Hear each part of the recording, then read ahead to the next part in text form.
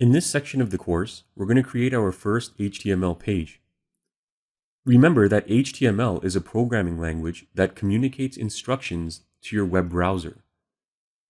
It instructs the web browser on exactly how the web page should be displayed to the viewer.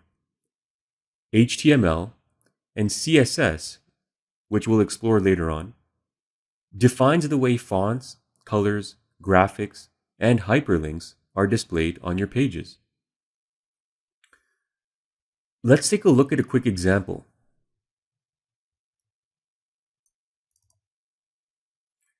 If we visit a web page through our web browser, for demonstration purposes, I've loaded techcrunch.com on Google Chrome.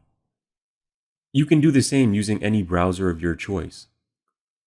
As we can see, this page is composed of basic text, links, images, and font styling.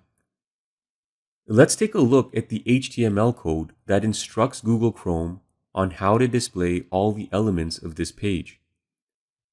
To do that, right-click on any blank area of the page and select View Page Source. As you can see, this is the actual code that communicates the layout of the page.